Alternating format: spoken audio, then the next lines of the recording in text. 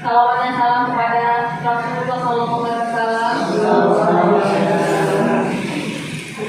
Saya hormati teman-teman sejawat sekalian yang sudah meluangkan waktunya untuk mendampingi saya dalam diseminasi budaya positif pada modul 1.4. Baiklah, untuk tidak memperpanjang waktu, saya akan mempresentasikan tentang budaya positif. Seperti yang kita ketahui bahwa semester lalu untuk pengisian PMM kita, itu kan kita menggunakan indikator budaya positif. Sedangkan semester ini tentang kesepakatan kelas, betul kan? Seperti itu. Jadi budaya positif dengan kesepakatan kelas ini memang satu alur. Budaya positif dulu baru ke kesepakatan kelas. Oke, sebelum kita lanjutkan ke budaya positif, kita ice breakingnya biasanya sih beda ya, cuma seperti ada suatu clue-nya itu tangga nada. Di situ ada benda pertama dompet, nah kalau benda keduanya remote, benda ketiganya mika, benda ketujuhnya kira-kira apa? Ada yang bisa? Oke, punya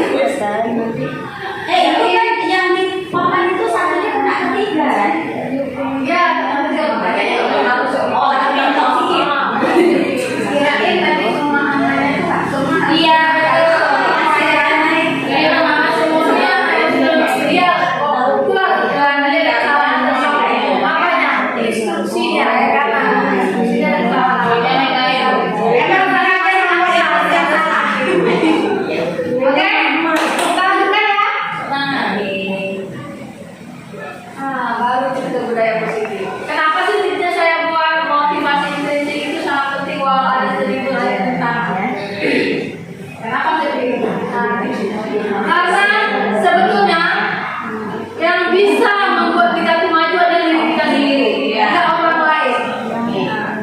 Kita mencapai dengan orang, ayo begini, ayo begitu. Kalau yang dalam dirinya nggak mau, ya tetap bisa dapat. Jadi memang satu dari dalam. iya, dari dalam. Makanya itulah tips saya untuk kali ini, untuk mengikuti CGP, itulah tips saya. Jadi tidak ada yang begini begitu, tidak. Itulah hanya satu kita. Motivasi intrinsik.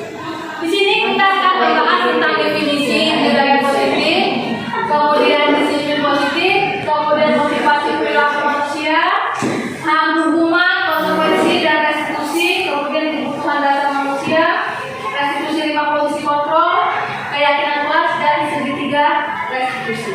Itu yang kita bahas hari ini. Ini kalau ibu sekalian ingin bertanya atau berdiskusi, silakan aja ya.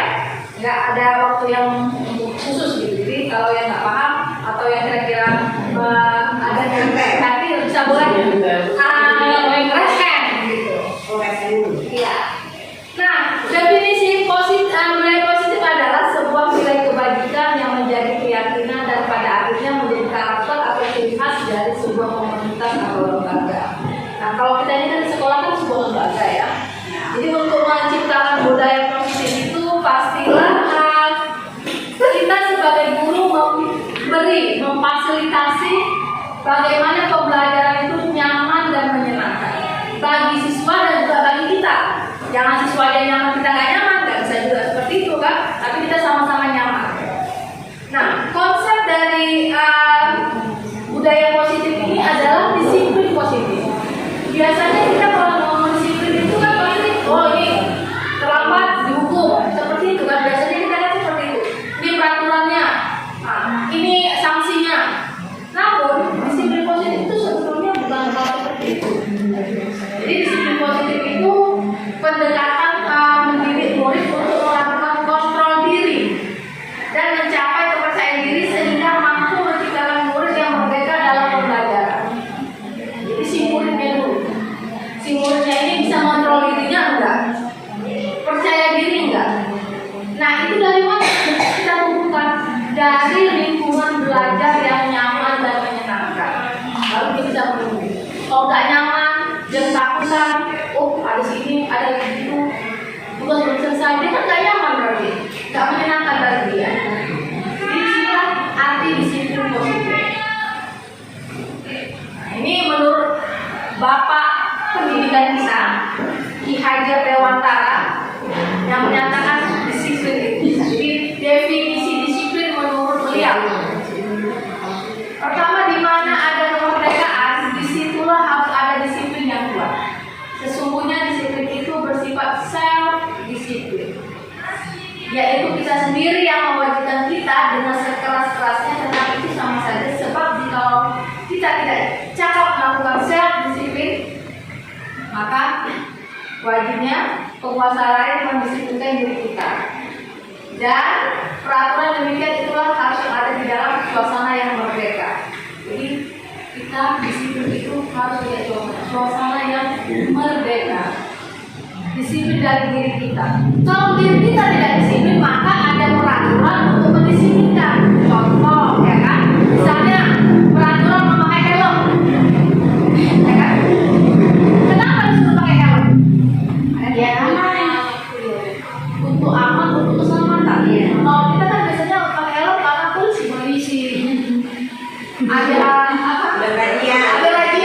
Ada razia. Tapi sebetulnya bukan itu. Kalau kita sudah tahu maka disiplin untuk keselamatan kita, untuk keamanan kita.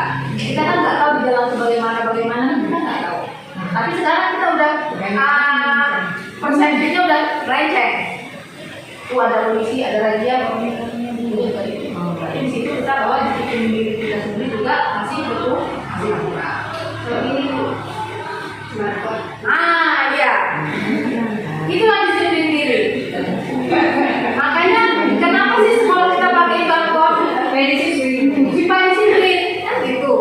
Nah, disiplin di sini kan banyak. Apa maksudnya? Menurut disiplin saya dengan disiplin Mem Jejen, dengan Bu Nurliana, dengan Bu Rukia itu beda persepsinya kan. Saya disiplin pas waktu jam masuk 4, itu jam 10 saya datang. Itu disiplin menurut itu. Kan gitu kan? Kalau saya seperti itu. Pas jam 10 saya masuk ke kelas tepat jam keempat pelajaran, itu disiplin menurut saya. Tapi menurut sekolah kita jam 7.30 harus hadir.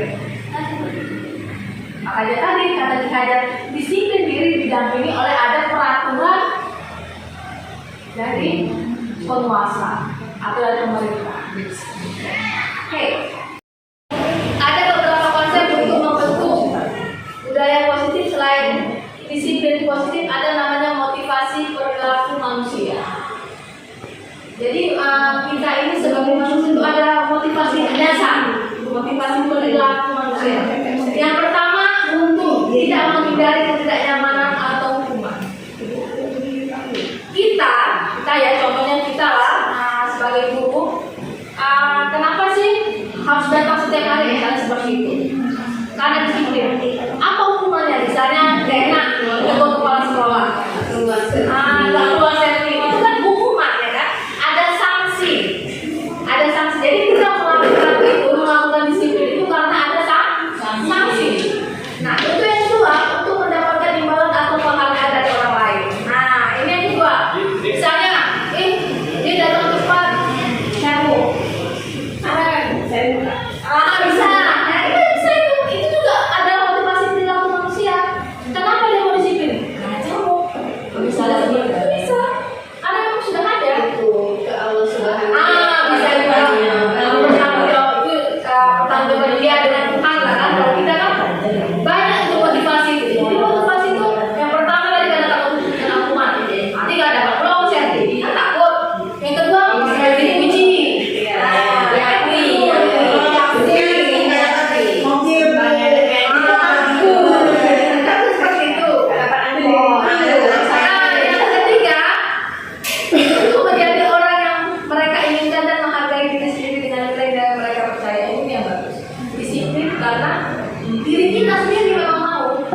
Bukan karena imbalan, bukan karena takut hukuman, memang karena kita mau disiplin. Dan ini kadang yang sulit. Yang dari ini yang sulit. Kenapa mau disiplin ya? Memang udah mau disiplin itu memang sudah terbiasa. Maka kita biasanya itu ala bisa karena biasa. Ala bisa karena biasa. Kalau kita biasa setiap hari seperti itu. Jadi itu bukan disiplin lagi untuk kita. Udah seperti budaya. Itulah namanya budaya positif. Karena kita lakukan setiap hari. Mungkin dari SD dulu kita coba datang pagi-pagi dibangunin sama mama kita, mau nggak bangun dicubit atau dirapetin seperti itu. Nah, jadi kan sebetulnya budaya positif. Kita nggak pernah terlambat. Dari SD sampai kita kerja. Dari kebiasaan dulu biasanya. Kalau yang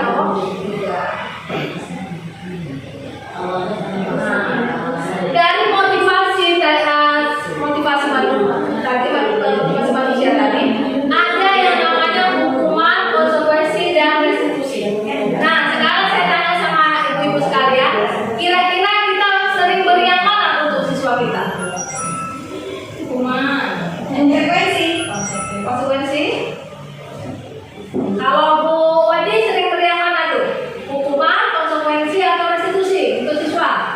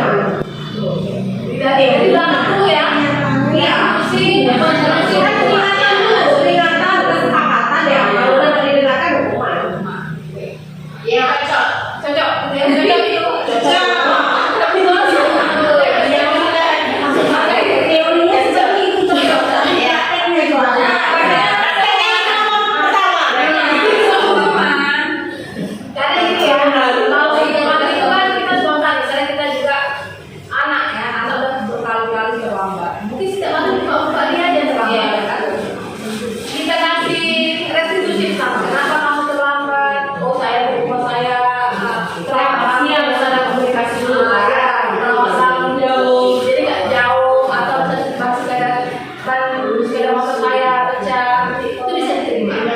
Nah, kalau di setiap hari itu kita perlu bertanya, dan kita harus bertanya sama mereka, apa yang solusinya? Tapi bisa kali tiba-tiba itu bisa. Misalnya tiba-tiba cepat potong. Iya, itu kalau udah menyangkut moral, kita mungkin tidak akan ada konsekuensi dan langsung jadi tidak ada sekali sebenarnya. Itu memang harus dipertimbangkan. Karena apa? Karena itu spontanitas. Iya, karena cara itu beda kata ya. Dengan akhlak kalau kakak beragama istighfar, nggak ada hukum terus.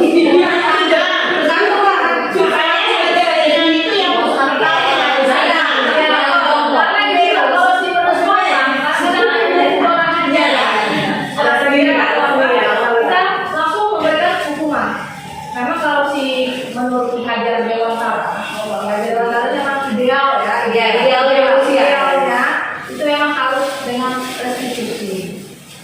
Tidak ada tanda hukuman, karena anak-anak itu bukan kriminal. Jadi kalau nggak dihukum, biasanya buatnya lagi. Ya kita kalau tanya-tanya kita yang harus dihukum. Kalau pelanggaran ada dasar, cuma itu tadi kita harus ada pendekatan. PDKT-nya kita sudah karena sebenarnya anak itu adalah hal yang unik, seperti air botol, mereka itu botol.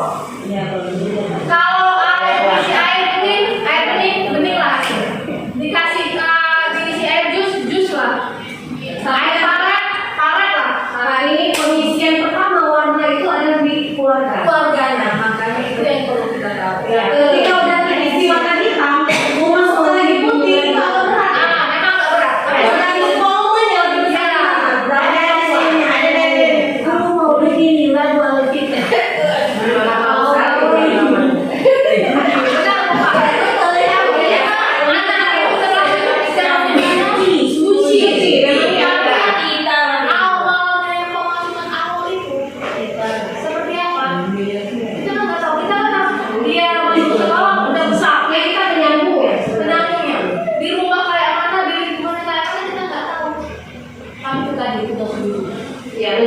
Menjernihkan. Siapa kayak sampai purifier ya itu ya. Soal pembelian itu sebenarnya saya harus benar-benar ya. Kalau ada kerja sama nggak? Oh iya. Itu kolaborasi antara guru, wali murid, pihak sekolah dan lingkungan. Kita kadang-kadang merupakan masyarakat, karena lingkungan masyarakat itu sangat mempengaruhi. Dan kadang kita abaikan kalau pada lingkungannya macam-macam kita nggak tahu. Orang tuanya mungkin baik yang jadi dia, tapi orang tuanya kan makanya itu kita perlu berkolaborasi dengan apa? Pihak guru, orang tua dan masyarakat. Itu sangat penting. Saya sudah adalah orang tua. Ya kan? Iya, komunikasi. Itu bukan yang susah kita panggil. Nah, ya kan itu susah panggil. Modalnya berbeda. Oh, beda. Memang gitu ya, kalau tidak berbeda. Bersifat tidak terencana atau tiba-tiba. Kalau konsekuensi sementara disiplin dalam bentuk konsekuensi itu sudah terencana atau sudah disepakati. Ini kalau kamu terlambat, besok kamu bawa karung misalnya, seperti itu konsekuensi dia. Ada kesepakatan sebelumnya. Sedangkan restitusi ini adalah proses menciptakan kondisi bagi murid untuk memperbaiki kesalahan mereka, sehingga mereka bisa kembali pada pokok mereka dengan karakter yang lebih kuat. Di sini kita restitusi menyadarkan anak-anak kita. Ya. Seperti itu, kita menyadarkan kepada anak-anak. Nah, dari hukuman kemudian ke konsekuensi dan restitusi, kenapa sebut kembali? Ternyata ada kebutuhan dasar manusia. Kebutuhan yang pertama itu kebutuhan bertahan hidup. Survival. Kemudian kasih sayang dan rasa diterima, kekuasaan dan perkuasaan, kebebasan dan kesenangan. Itulah yang membuat mereka terkadang kebablasan anak-anak kita. Dia kadang-kadang anak-anak ini, ibu-ibu kan masih tahu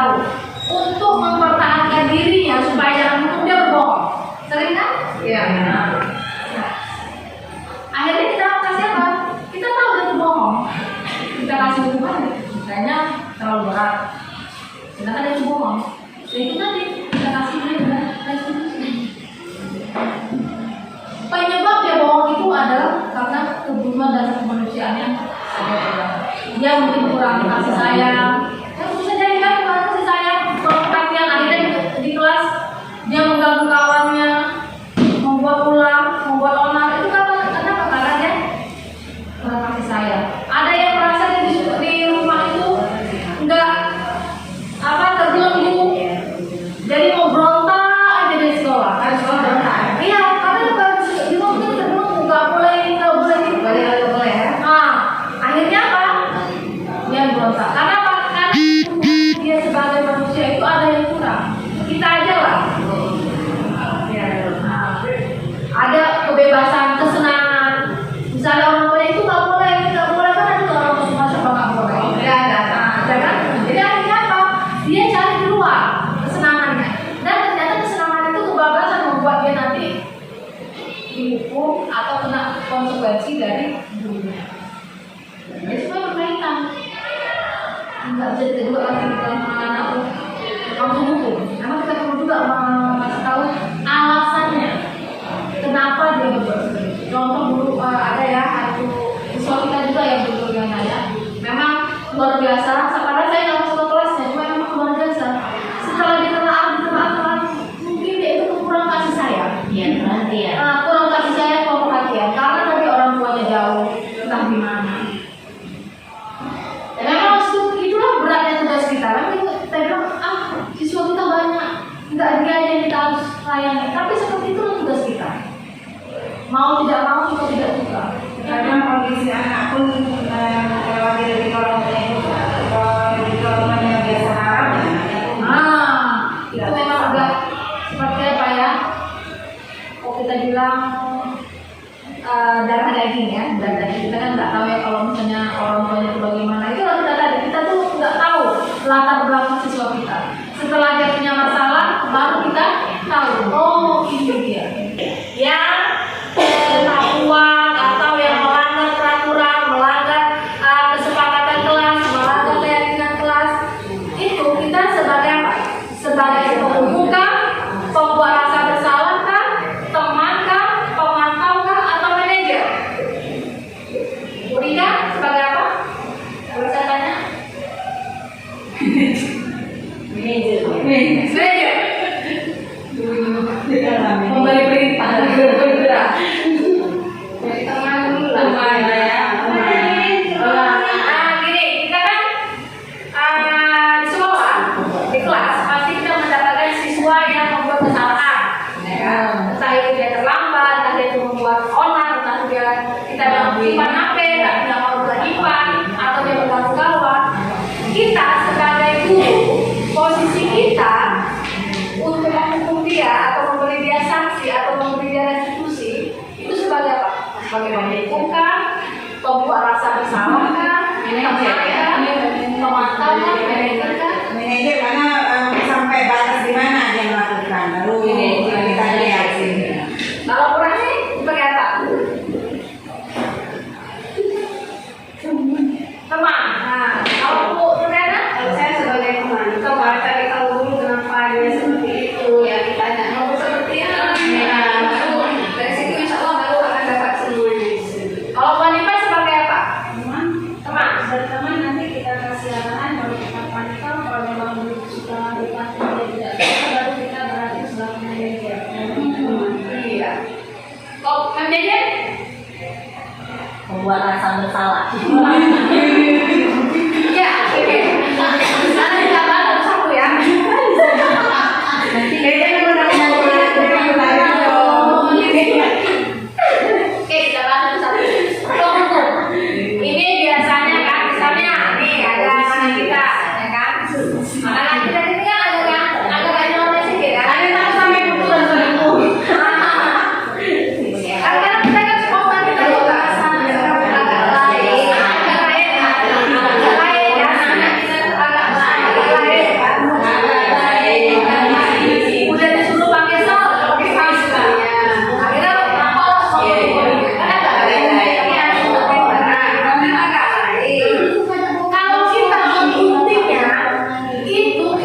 kita sebagai pemimpin.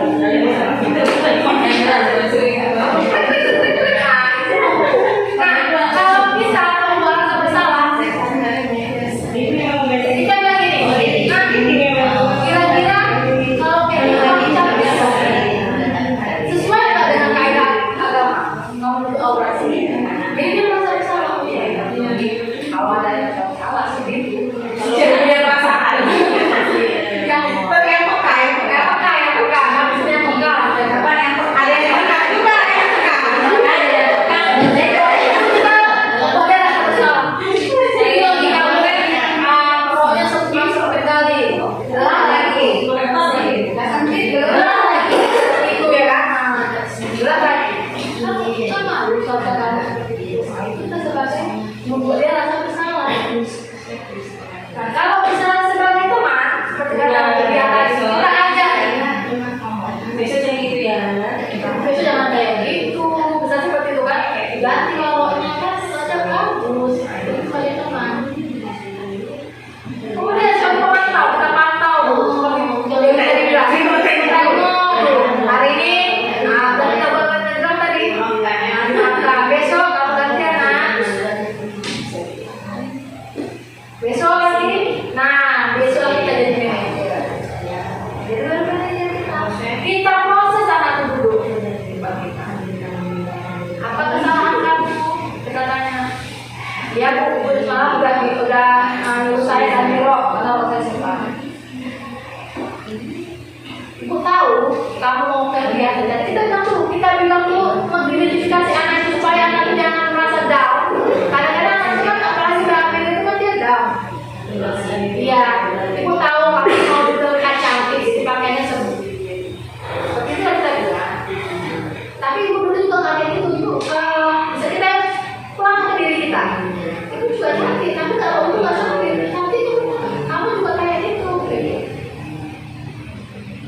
Pasti nanti kita akan tersentuh. Biasanya ya, kalau ada yang pegang kecuali agak lain tadi, agak lain kita bahas lah ya kan. Dia akan tersentuh. Dan dia akan memperbaiki. Dia senang kita memperbaikinya. Kan ya. Tapi ini kalau posisi kontrolnya kan ini dia tergantung individunya juga kan. Ada anak yang memang harus dihukum dulu baru dia paham kesalahannya. Ada juga yang dengan jadi teman dia sudah paham. Nah, jadi biasanya di posisi kontrol ini bisa dikombin gitu kan. Tergantung pada individunya dulu ya kan. Fungsional.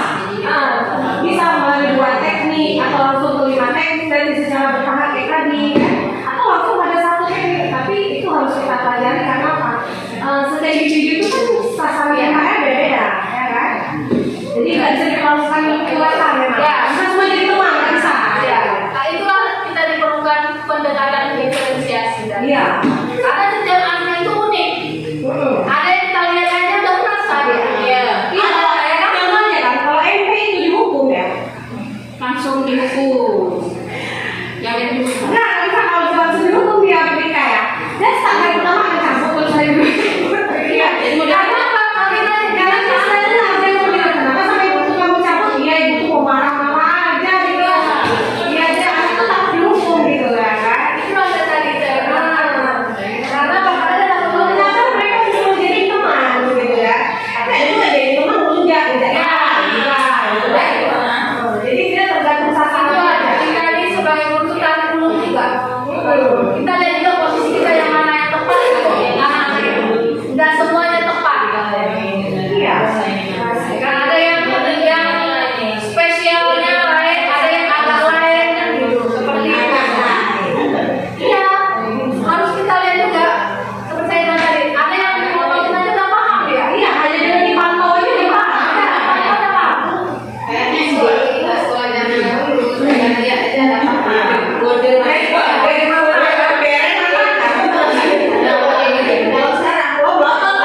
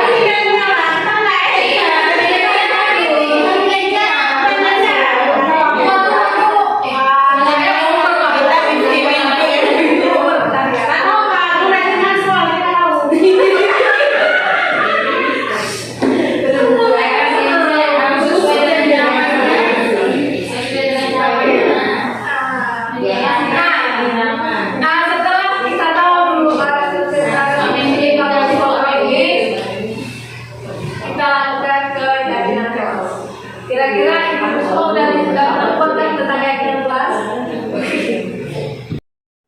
Kesepakatan kelas atau keyakinan kelas? Di situ kan kalau keyakinan kelas kan kesepakatan dulu, setelah disepakati baru diyakini. Keyakinan kelas ini sebuah disiplin yang bisa diterapkan di sekolah untuk membangun budaya positif. Keyakinan membantu murid untuk mengembangkan disiplin diri karena murid akan belajar memahami keyakinan kelas yang telah dibuat di sini. Nah, keyakinan kelas ini dibuat dulu kesepakatan kelas. Contoh, misalnya. Nah, apa sih yang kita buat di kesepakatan kelas? Misalnya, kehadiran minimal seminggu, apa satu bulan, satu bulan satu apa ya misalnya Ini dibuatkan kedatangan dulu. kalau kita buat aja datang tepat waktu. Bulan yang berapa? Datang tepat waktu. Baik itu misalnya lagi menyimpan HP atau menyimpan gadget ketika proses belajar mengajar. Atau menjaga kebersihan dan kerapian kelas. Saling menghormati. Termasuk perhatian. Ya, saling menghargai. Terus coba dulu kita boleh masuk. Nah, kalau udah sepakat baru tiba menjadi keyakinan kelas. Kenapa kita harus keyakinan kelas? Kenapa nggak peraturan? Oke. Namanya disepakati bersama-sama, dijalankan bersama-sama. Iya, ini dapat peraturan satu, keyakinan kelas satu. Peraturan itu selalu kembalikan pada buku. Nah, contohnya, kembalikan buku pada tempatnya. Dilarang membeli buku mengganggu orang lain. Nanti di sekolah terus sebelum pembelajaran. Dilarang. Nah, kalau keyakinan kelas itu tidak boleh menggunakan kata-kata negatif. Apa tadi kan? Nah, keyakinan kelas itu tidak boleh menggunakan kata-kata negatif. Negatif. Nah, seperti dilarang, jangan, tidak, itu tidak boleh. Jadi misalnya dilarang datang terlambat. Datang tepat waktu. Boleh. Dilarang buang sampah sembarangan. Jangan buang sampah pada tempatnya. Jaga kebersihan sampah pada tempat sampah. Karena kalau di tempatnya anak itu ambigu. Di tempatnya situ tempatnya juga ada sampah. Ada kawannya. Jadi kita perjelas di tempat sampah. Karena bagi tadi anak-anak kan kadang-kadang dia salah pengertian, tata pengertian, tata pengerti, tata perangkat ngerti itu kita nggak tahu ya kan. Nah, keyakinan kelas tadi ini ada perbedaannya ya. Kalau misalnya dilarang merokok, itu kan peraturan, kan? Peraturan. Tapi kalau misalnya kawasan bebas asap rokok, itu maksudnya keyakinan. Kayak minggu itu lah. Kalau bahasa Indonesia itu minggu. Ya kawasan keyakinan kelas ini bebas rokok itu ambiguitas ya. Bermacam-macam. Karena bebas itu satu pemahamannya adalah bebas itu nggak ada sama sekali. Satu lagi bebas itu suka. Jadi nggak bisa. Dia langsung harus tidak boleh parkir, tidak boleh merokok. Berarti kalau peraturan itu harus peraturan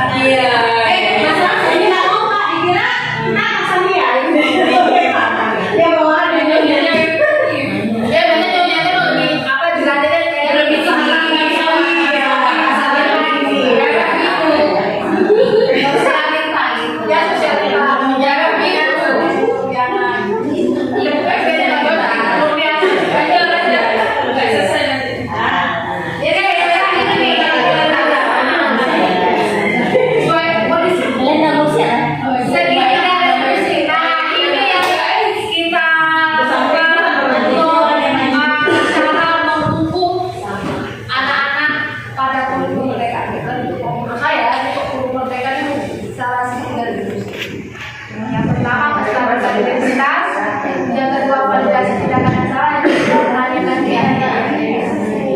di sini dalam stabilitas identitas pada tahap ini guru dan akan menyampaikan bahwa membuat kesalahan adalah bagian dari proses pembelajaran.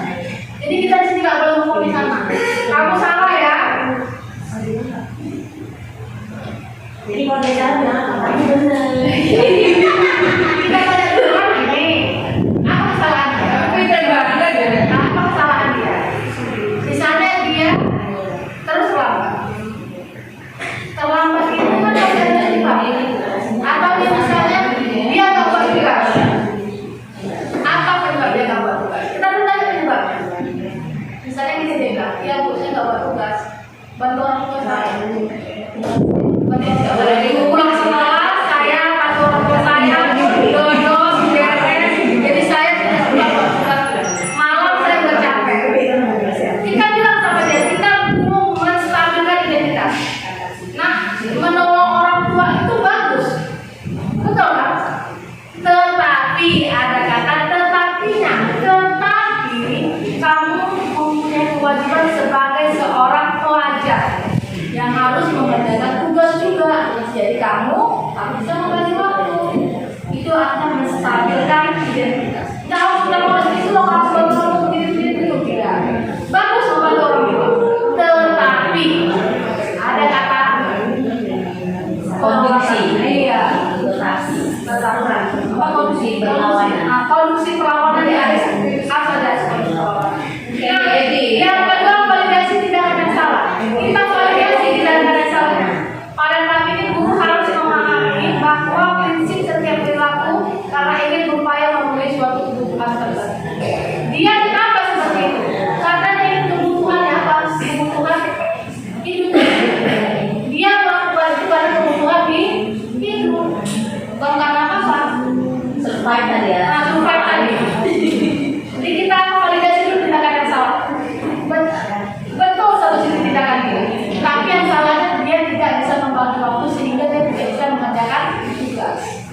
Enak jadi PS ya. Ya, seperti itu. Karena kalau cuma dia nggak sempat bantu orang tua dia. Malah kan capek apa sih lumayan kalau PS jadi PS. Tapi ini sama sekali. Ini apa yang kita bahas ya sama sekali nggak buat kerjaan, nggak PR, nggak PS, cuma dia belas nggak ada kebijakan. Itu merasa tidak besar. Itulah yang perlu kita sadarkan.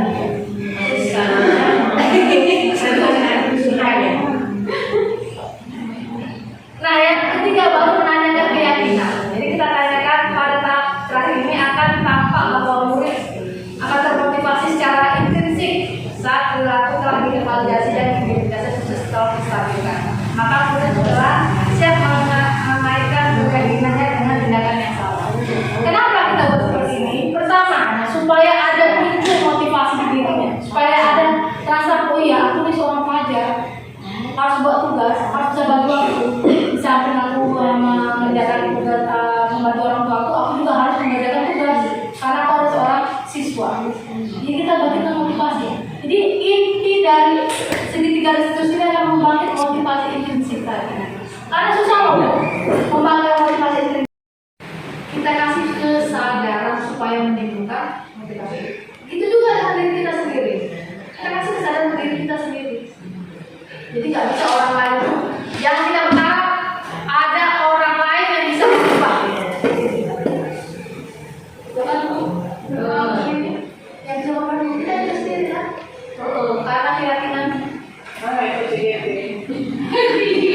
jadi ada motivasi intrinsik. Jangan coba-coba ya. Itu nggak masalah. Itu apa pilihan? Ini pilihan. Bukan kayaknya ada. Kita memotivasi untuk diri kita maju bukan untuk Untuk diri sendiri ya. kita untuk diri sendiri, nggak untuk orang lain, bukan karena si A, si B, karena jabatan A, jabatan B, bukan karena si kita sendiri. Ini aja Mexico. Apa ya gitu? Ya seperti itu. Ya itu gimana ya? profesional aja. Tapi kan ini proses ya Pak. Ya, proses ini proses ya. Ini enggak memang. kita kan enggak semuanya itu kan enggak instan ya, kecuali mie. Kita nggak ada yang instan, kita perlu proses. Kita juga sebagai guru harus belajar. Kalau belajar sampai yang kayak itu guru, bukan murid. Karena kita tiap tahun punya murid yang unik-unik, unik terus. Nah, itulah kita perlunya adalah kita tetap belajar. Kita harus belajar. Kalau kadang kita, udah jadi guru nggak belajar nggak? Tapi ini cuma proses. Proses kita untuk menjadi baik. Proses kita untuk anak-anak juga untuk menjadi baik. Ini cuma proses. Jadi budaya positif ini dimulai dari diri kita sendiri dulu. Dari diri kita, motivasi diri kita, dan kebiasaan. Karena apa? Kebiasaan itu bisa menjadi budaya. Kalau kebiasaan yang baik menjadi positif, budaya positif, budaya positif. Budaya yang baik itu kan kita. Oke, baiklah ibu-ibu sekalian. Kalau ada pertanyaan, silakan. Kakak sedang mau aja. Tapi udah ngangkat.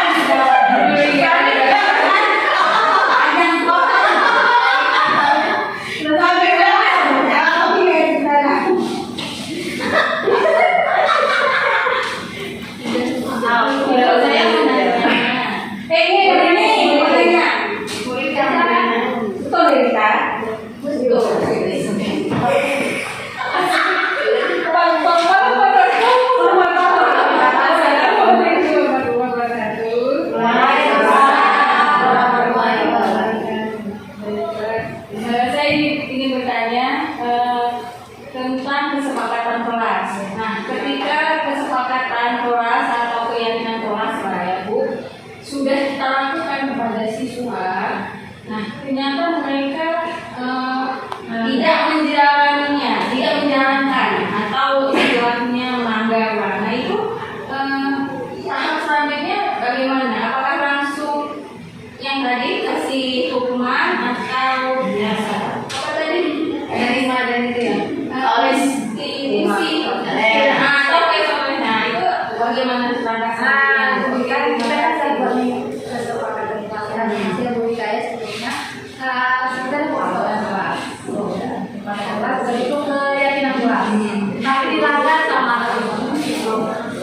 pelanggarannya itu kita lihat dulu. Ya, pemantau dulu kita Bu. Kita ada di mana? Kita pemantau dulu. Kira-kira sudah tidak bisa teratasi, kita baru melakukan terus mengajar restitusi. Oh, yang 5 tadi Bu. Ya, tadi Mak yang 5 tadi. Udah sama dengan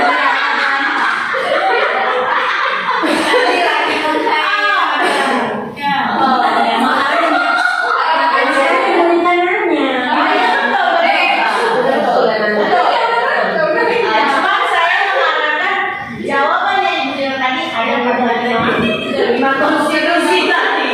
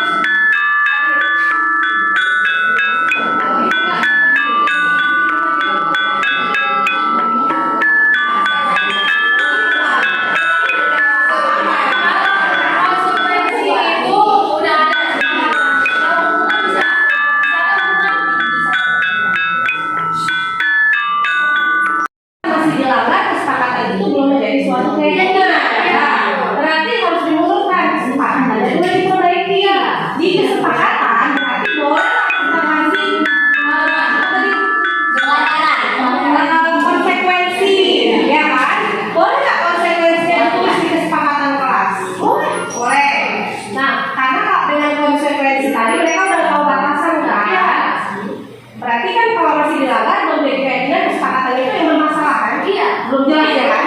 Tadi kan juga Harus diinformasi ya kesepakatan kelasnya.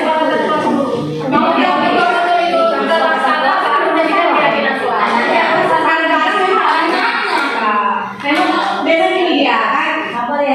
Udah bagus kita buat. Kalau tadi udah bagus kita buat. Memang itu faktornya kan dua. Kalau nggak kita yang tegas memang betul. Anaknya juga tidak manut gitu kan. Tidak mengikuti kesepakatannya ya. Tapi kan kita perlu kesepakatan pada kelas. Udah gitu kalau misalnya memang dilanggar, kita kasih konsekuensinya. Kalau memang sudah misalnya udah konsekuensi sudah jalan, kesepakatan tadi itu bisa dinaikkan jadi keyakinan kelas. Keyakinan kelas sudah final. Iya itu sudah maksudnya dia itu udah jadi karakter ya kan itu ya. Sekarang itu terbiasa dengan dia datang tepat waktu, menjaga kebersihan, itu susah kita Tapi sebenarnya Bu ini, kalau kelas itu aman-aman aja nggak enak. ada seninya, ada seninya. Kami yang menguasai ini kan kira-kira enak itu bagus. Ya, itu lagi baru saya ingat. Kita juga sebelum menetapkan kesepakatan kelas menjadi keyakinan kelas, kita harus berkonsultasi juga dengan berkolaborasi juga dengan karena kalau misalnya anak itu tidak terus menerus melanggar, kita harus akan tunggu dengan beberapa